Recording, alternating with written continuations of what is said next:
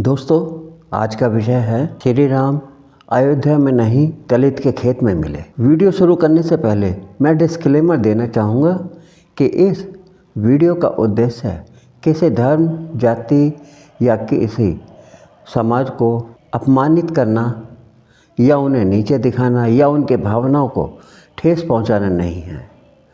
इसका उद्देश्य केवल भारतवासियों को राम मंदिर के बारे में आवश्यक जानकारी प्रदान करना है। दोस्तों, जैसा कि आप सबको पता है कि 6 दिसंबर 1992 को बाबरी मस्जिद के ध्वस्त किए जाने के बाद अयोध्या में उसी बाबरी मस्जिद के स्थान पर राम मंदिर बन गया। 22 जनवरी 2024 को राम मंदिर के उद्घाटन के साथ साथ श्री राम की मूर्ति की प्रतिष्ठापना व प्राण प्रतिष्ठान होने पर राम जन्मभूमि का सारा विवाद लगभग समाप्त हो गया था। वो बात अलग है कि पुरातत्ववेत्ताओं को और इतिहासकारों को हजारों प्रयास करने के बाद भी उस भूमि से अर्थात अयोध्या से ना श्री राम मिले, ना उनका मंदिर मिला, ना श्री राम के जन्म स्थान होने का किसी प्रकार का प्रमाण ही मिला। तो यह स्पष्ट हो गया कि मनुवादी श्री राम को अयोध्या में ढूंढते रहे, परंतु राम अयोध्या में कहीं नहीं मिले। आओ अब 22 जनवरी 2024 को प्रतिस्थापित श्री राम लला की मूर्ति के बारे में भी थोड़ी चर्चा कर लें। दोस्तों, सबसे पहले नेपाल की काली गंडकी नदी में मिले शिलाओं का क्या हुआ, इस बात पर चर्चा कर लें।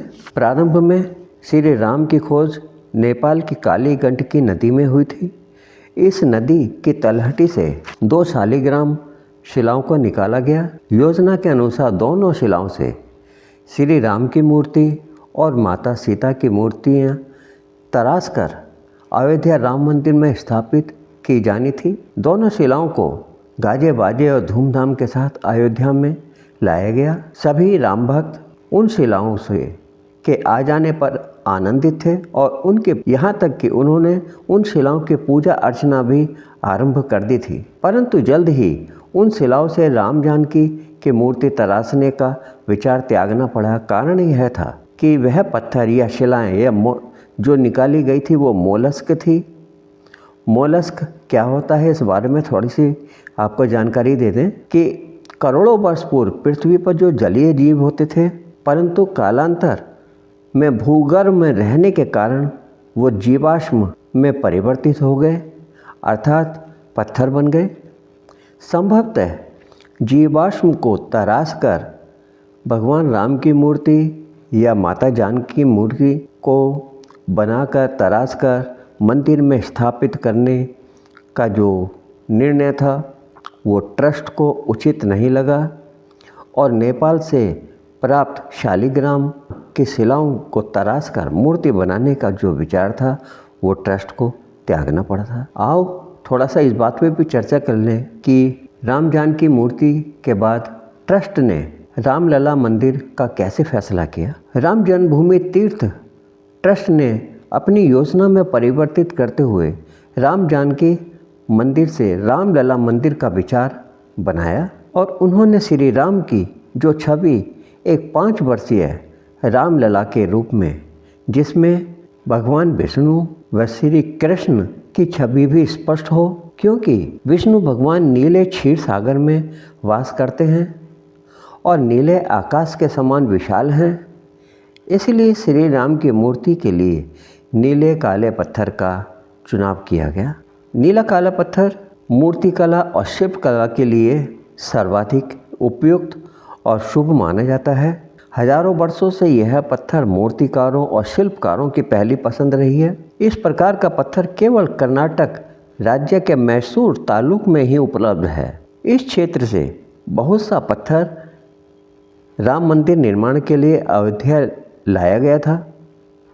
इस पत्थर को कृष्णशिला भी कहा जाता है। दोस्तों, अब जो मैं आपको बताने जा रहा हूँ, इस वीडियो का यही उद्देश्य है कि आखिर श्री राम कर्नाटक में दलित के खेत में मिले। जी, आखिर श्री राम कर्नाटक के दलित के खेत में मिले। बंधुओं, आपको यह जानकर आश्चर्य होगा कि अंत में राम अयोध्या से 2400 किलोमीटर दूर कर्नाटक के मैसूर जिले में मिले और वो भी एक दलित किसान रामदास के खेत से क्योंकि मैसूर क्षेत्र से काफ़ी पत्थर अयोध्या में राम मंदिर के निर्माण के लिए भेजा जा रहा था, जिसमें से एक दलित किसान रामदास के खेत से भी शिलाओं को भेजा गया। सौभाग्य से राम भूमि तीर्थ ट्रस्ट और मूर्तिकार अरुण योगराज ने दलित किसान रामदास के खेत से प्राप्त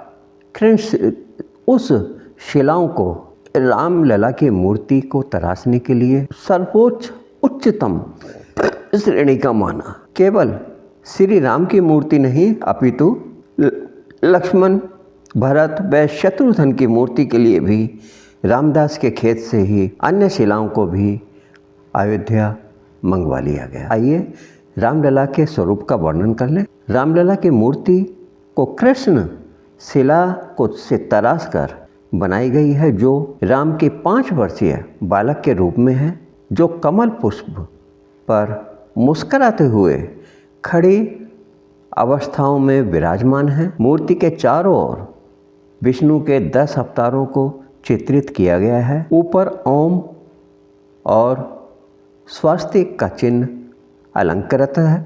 मूर्ति ने वाम भुजा में धनुष धारण किए हुए है। इसके अतिरिक्त मूर्ति के श्री राम के चरणों में श्री हनुमान और गरुड़ जी विराजमान हैं। मूर्ति की ऊंचाई 4 फुट लगभग 4.25 फुट के बराबर है। दोस्तों, यह बहुत कम लोगों को पता है कि रामलला व अन्य 3 भाई लक्ष्मण, भरत और शत्रुघ्न की मूर्तियों को तराशने के लिए भी दलित किसान रामदास ने ही दान स्वरूप बिना किसी जो पत्थर या शिलाएं ट्रस्ट को दी थी, उसके लिए उन्होंने किसी भी प्रकार का कोई धन प्राप्त नहीं किया। वो शिलाएं मंदिर को उसने दान स्वरूप बिना किसी मूल्य लिए दी थी। और दलित किसान ने यह आशा व्यक्त की थी कि उसे भी 22 जनवरी 2024 को राम मंदिर के उद्घाटन के समारोह पर निमंत्रित किया जाएगा। इसके अतिरिक्त ट्रस्ट की ओर से भी आश्वासन दिया गया था कि उसके खेत में जिसमें वह शिलाएं प्राप्त हुई है, उस स्थान पर एक राम मंदिर का निर्माण कराया जाएगा। परंतु अफसोस के साथ बताया जा रहा है कि दलित किसान रामदास को ना 22 जनवरी 2024 को ना उन्हें निमंत्रण भेजा गया, ना समारोह में शामिल किया गया। इसके अतिरिक्त उसके खेत में राम मंदिर निर्माण का जो आश्वासन दिया गया था, उसका भी कुछ अता पता नहीं है। जनजाति महिला राष्ट्रपति को मंदिर निर्माण के समारोह में निमंत्रण नहीं दिया गया, तो भला मनुवादियों के आगे दलित किसान की क्या औकात और क्या विसात रही होगी। यहाँ तक कि इस तथ्य को भी गोपनीय रखा गया कि मूर्ति के लिए जो पत्थर आया है वह एक दलित के खेत से प्राप्त हुआ है। उस दलित किसान पत्थर ट्रस्ट को दान के स्वरूप में भेंट किया था। ये मनुवादी दलितों शूद्रों को हिंदू तो मानते हैं केवल सेवा करने के लिए और वोट लेने के लिए, परंतु वर्ण व जाति व्यवस्था बनाए रखना चाहते हैं, नफरत व घृणा करते हैं। अब फैसला आपका है। जय भीम, नमः बुद्धाय।